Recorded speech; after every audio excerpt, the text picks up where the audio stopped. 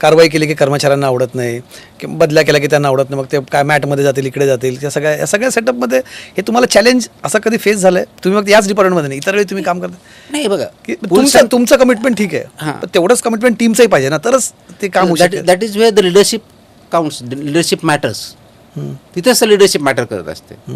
त्याच्यामुळे प्रथम माझी जी प्रायोरिटी नेहमी असते, याच नाही कोणत्याही डिपार्टमेंटनंतर, प्रथम आपल्याला तिथे रिसोर्सेस, एक्झिस्टिंग रिसोर्सेस काय आहेत हे बघायचं. कोणते असेल, मॅनपॉवर असेल, रिसोर्सेस असेल, मशिनरी असेल, जे काय असेल, सेटअप असेल, त्याचं ऑप्टिमम युटिलायझेशन करायचं ही माझी पहिली प्रायोरिटी असेल. त्यात आत्ता मी जे करतो ते एक्झॅक्टली ऑप्टिमम रिसोर्सेस युटिलाइज करण्याचा प्रयत्न करतोय.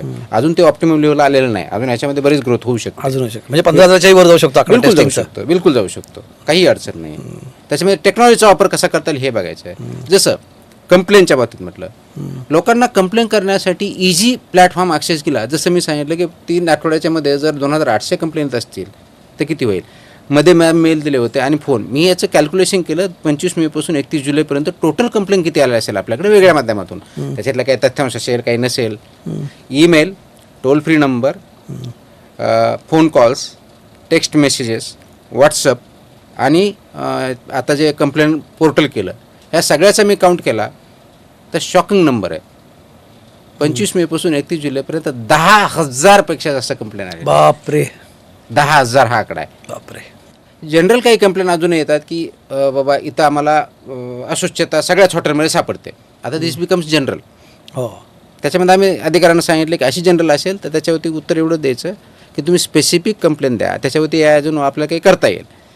परंतु त्याच्यामुळे नॉन जेन्युइनचं प्रमाण जे आहे, इनकरेक्ट किंवा इनकम्प्लीट इन्फॉर्मेशनच्या आधारे काही न देता कंप्लेंट ह्या पोर्टलच्या माध्यमातून कमी झालं आहे. कारण फॉल्सिफिकेशन ॲट द बिगिनिंगलाच होतं आहे, ते आपण त्या मोमेंटला रिजेक्ट करतो आहे, ते ॲक्सेप्टच होत नाही. त्याला उत्तर जातं की तुमची कंप्लेंट स्पेसिफिक नाही, त्याच्यामुळे ते ॲक्सेप्ट होणार नाही.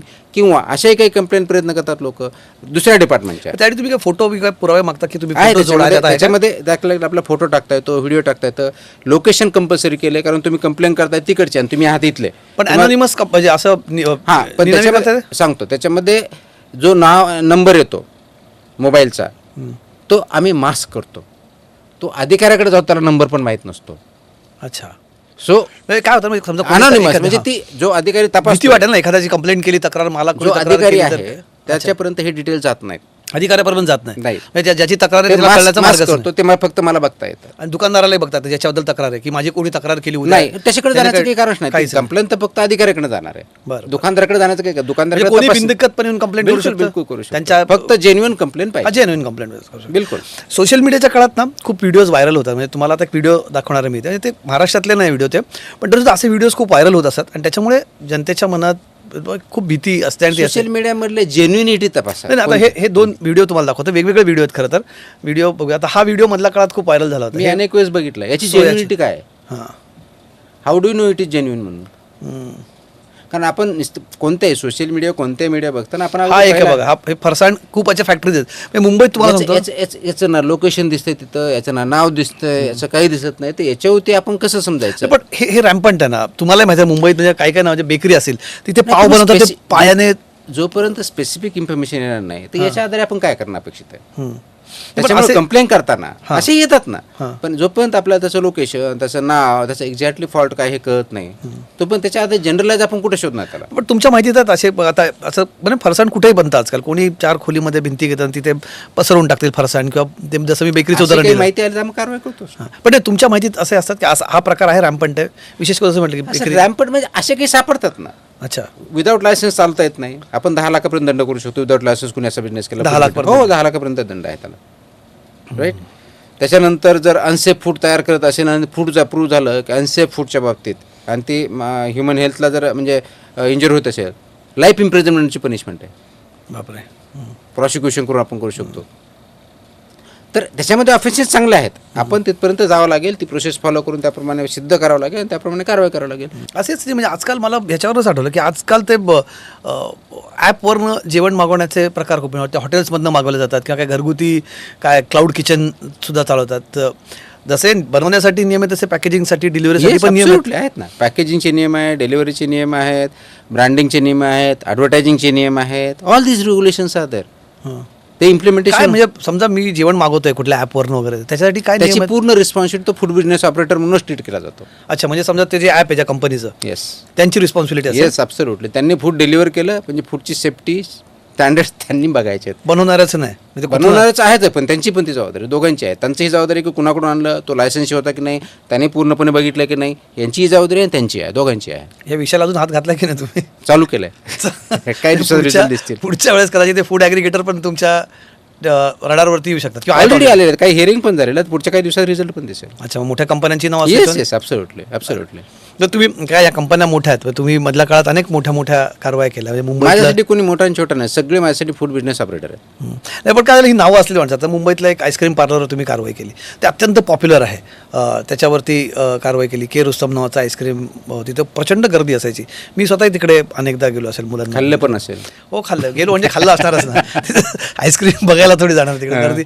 अर्थात तिथे मला फार गर्दी असल्यामुळे बऱ्याच अवॉइड करत होतो तिकडे, कारण तिथे सर्व्हिसचा फार मोठा प्रॉब्लेम झाला. आज जाऊन बघितलं नसल्यामुळे आम्हाला माहीत नाही, पण तिथे कारवाई तुम्ही केली. काही तुम्ही नामांकित मुंबईच्या क्लब्सवरती कारवाई केली. त्यामुळे कोर्टाने तुम्हाला प्रश्न विचारला तिकडे की तुम्ही काय माणसं बघून कारवाई करता का? मी आत्ताच सांगितलं मी कशी कारवाई करतो. मी ना माणसं बघतो, ना त्याचा स्टेटस बघतो, ना पॉप्युलॅरिटी अनपॉप्युलॅरिटी बघतो. मी ते नियमानुसार स्टँडर्डनुसार काम करता की नाही एवढंच बघतो. जिथं व्हायलेशन आहे तिथं कारवाई होते. पण मग इथेच कसं व्हायलेशन दिसतं तुम्हाला? म्हणजे सगळीकडेच आहे. मुंबईला आहे, नागपूरला आहे, ठाण्याला आहे, संभाजीनगरला आहे, पुण्याला आहे, बीडला आहे, सोलापूरला आहे. कोणत्या जिल्ह्यात कारवाई नाही झालेली? मग असा एक जिल्हा झाला सांगा की ज्या ठिकाणी कारवाई केलेली नाही आपण. नंबर 1, फक्त हॉटेलच्या बाबतीत केली आहे का? फक्त क्लबच्या बाबतीत केली आहे का? फक्त ऑइलच्या बाबतीत केली आहे का? फक्त दुधाच्या बाबतीत केली आहे का? फक्त पनीरच्या बाबतीत केली आहे की? मी तुम्हाला सगळे नावं सांगू. सगळ्या सेक्टरमध्ये आपण कारवाई केलेल्या आहेत. आत्तापर्यंत आपण मी आल्यानंतर फक्त इन्स्पेक्शन 3100पेक्षा 3100पेक्षा जास्त इन्स्पेक्शन 25 मे ते 31 जुलै ह्या काळात झालेल्या आहेत. 2 महिन्यात जवळ बघता. त्याच्यापैकी 700-750पेक्षा जास्त FBOना इम्प्रूव्हमेंट नोटीस गेलेल्या आहेत आणि जवळजवळ 165 लोकांचे सस्पेन्शन झालेले आहेत. पण मग तुम्ही अशी कारवाई करता, पण मग कोर्टाकडनं त्याला 2-3 वेळास आम्ही बघितलं की त्याच्यावरती कोर्टाने आक्षेप घेतले. म्हणजे एक तो वर्ध्याचा प्रकार झाला, तुम्ही त्या गोरसच्या शाळेवरती कारवाई केली, ती तुम्हाला मागे घ्यावी लागली कारवाई किंवा नाही, कारवाई मागे नाही घ्यावी लागली आणि कोर्टाने मागे असंही सांगितलेलं नाही. मग गोरस भंडारच्या बाबतीत बरंच काही लिहिलं गेलं, so call social media, even मीडियामध्ये आलेलं. त्याच्यानंतर माझ्या जॉईंट कमिशनर त्याच्यावरती व्हिडिओ करूनही पाठवला आणि प्रेस नोटही पाठवली. जी. त्याच्यामध्ये कोर्टाचे आदेश क्लिअर आहे की 2020 ते 25च्या दरम्यान त्या जी संस्था आहे 4 वेळेस इन्स्पेक्शन झालेलं होतं. तर कोर्टाने म्हटलं, तुम्ही म्हणतात कोर्टाने म्हटलं की 87 वर्षात अन्न औषध प्रशासन यापूर्वी किती वेळा तपासणी केली आहे असं विचारलं कोर्टाने. हे माझ्यासमोर हे तुम्ही जे सांगताय तिथं काय जे काही बोलले असेल ते माझ्या ऑर्डरमध्ये तसं काही आलेलं नाही आहे. बरं. की तर तिथलाच हा विषय सांगतो. त्याच्यामध्येच असा डेटा काढला की 2020 ते 2025 या काही 4 वेळेस इन्स्पेक्शन झालं. 4 वेळेस मेजर प्रॉब्लेम सापडलेले हे इन्स्पेक्शन रिपोर्ट आहेत. पण फक्त इथे अस्वच्छतेचा मुद्दा होता ना. नाही दॅट इज हे रॉंग आहे. आपलं म्हटलं का तुमच्या की उत्तरांना FDAने सांगितलं केवळ अस्वच्छतेचा मुद्दा उपस्थित केला, गोरस भंडारमध्ये कुठल्याही प्रकारची भेसळ आढळून आली नाही असं ते म्हटलं. भेसळ न आढळणं आणि स्टँडर्ड म्हणून मी पहिलेच सांगितलं की हा ट्रान्सफॉर्मेटिव्ह अप्रोच 2011 नंतर आणि 11 पूर्वी हा चेंज आहे, कायद्यानं चेंज आहे. तुकाराम मुंडेचा चेंज नाही आहे, कायद्यानुसार चेंज आहे. जी. 2020 ते 25च्या दरम्यान 4 वेळेस इन्स्पेक्शन झाले. 4 वेळेस मेजर नॉन कम्प्लायन्सेस सापडले. ही 5वी वेळ होती 2026ची. Okay, number 1. नंबर 2, याच्यामध्ये तुम्ही सांगता अस्वच्छता नाही. फॉर एक्झाम्पल उदाहरण म्हणून सांगतात, जी जी ते मॅन्युफॅक्चरिंग युनिट आहे, म्हणजे त्याचं तूप बनवलं जातं वगैरे वगैरे गोष्टी बनवल्या जातात. तिथं जे आपले मॅन्युफॅक्चरिंगचे स्टँडर्ड्स आहेत 2011चे स्टँडर्ड्स आहेत मॅन्युफॅक्चरिंग करण्यात, त्याला एक पर्टिक्युलर आहे शेड्यूल 4 म्हणतात. मग त्याच्यामध्ये किचन कसं असावं, जसं सांगितलं टाईल्स असाव्या. तिथं त्यावेळेसचा व्हिडिओ बघा, फोटो